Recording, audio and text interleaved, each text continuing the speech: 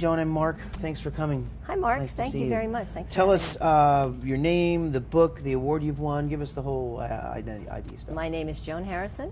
The book is You Can Count on Gracie, and I won the bronze medal for children's picture books 7 and under. Congratulations. I know. Great stuff. Tell us the inspiration for the book, please. The inspiration, of course, is Gracie. I've been photographing her for years. It actually started, I took care of my parents in Pennsylvania. I did a lot of back and forth driving between Pennsylvania and New York, and Gracie was my constant companion. She was in the nursing home every visit with my mom. My father developed macular degeneration and was housebound. So I actually started to take pictures of her. I got into digital photography and wanted to hone my compositional and lighting skills. Would truck all of my equipment with me to Pennsylvania, and in the downtime between nursing home visits and taking care of Dad, I'd start shooting Gracie, so to speak, and I eventually developed Christmas cards, greeting cards for friends who said, you really should do something with this.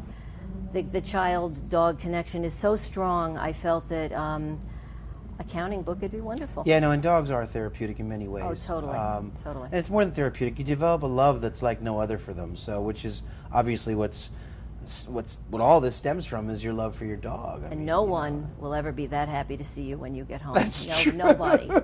So that's beautiful. The book itself, give us a little description. Tell us how it stands out. What sets it apart from the others like it? And the fact that you've geared it towards children, I think, is amazing, because there's something to be said for the kids' book, and a successful kids' book. So tell us about that. Yes, this is my first children's book. I describe it as a uniquely imaginative journey through the land of 1 through 10 with Gracie as your tour guide. What sets it apart, of course, is Gracie.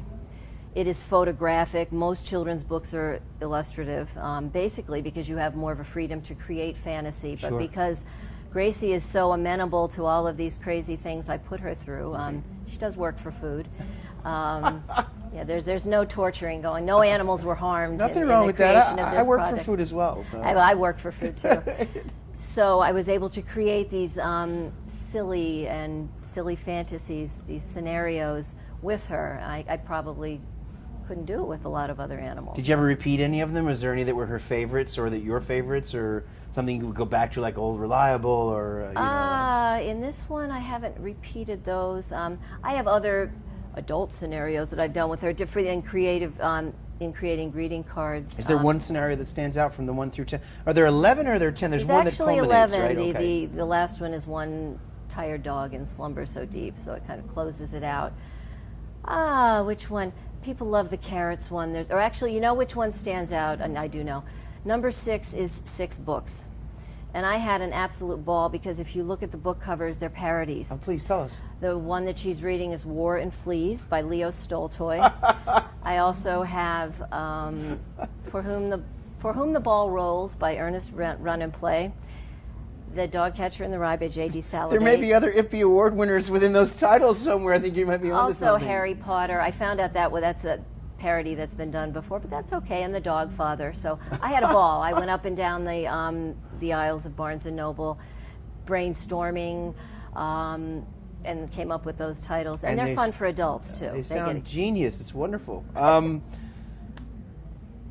Did you write it for Gracie? Did you write it for you? Did you write it for the kids? Give us some idea of who. We talked about your inspiration, but did you specifically write this for anyone or anything? I'd have to say I wrote it for Gracie. I believe so. I was saying that downstairs before I got my medal, I saw the book projected up on the screen, and I actually got a little verklempt. Oh, that's great. Of course, the dog doesn't know that she's being showcased. Well, we don't know down that here. for sure. Yeah, it's true. They are a bit smarter than we are, but it's a bit of a testimonial and a tribute to her. It's beautiful. It's wonderful. I love sharing it with kids. I love getting the feedback. It's a true labor of love for me. Let's talk about that feedback. Let's talk about that labor of love and the fact that is there a unique story, or is there an impression it's left? How's it impacted the people who've read it? Share some background or some example of that you've seen firsthand.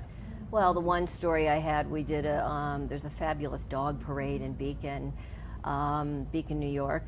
It's called Beacon Barks, Everybody comes out with their dogs. The things that I love is you could have a stockbroker with his Shih Tzu. These people are out there parading their dogs. You have no idea what they do in their real life, but they're out there on a beautiful Saturday parading with their dogs and meeting everybody. And there was a really sweet autistic man, a young man, came with his mother and their golden retriever.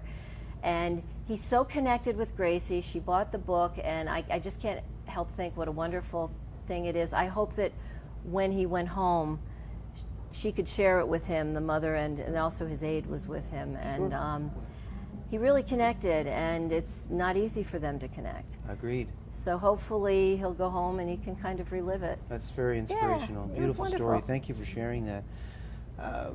What does the award mean to Joan? It's validation.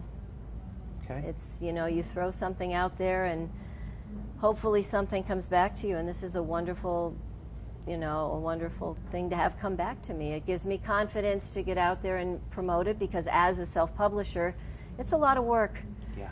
You can't just let it lie. You have to keep banging on doors and tweeting and facing and all of the things that we have to do in social media now. Sure. So it's wonderful. It's certainly nice to have that seal on the front, and there's competition out there. This isn't just given away. You've done something here that's amazing. So that type of validation, in a combination with all your hard work, is definitely a gratification there, I'm sure, of sorts. And, I think so. yeah, I think everybody does, and I think it certainly speaks for itself that there's an amazing content there. So, where to from here for Joan, for Gracie, for the whole concept you have here? I have some ideas. Now, Gracie is 10 and a half.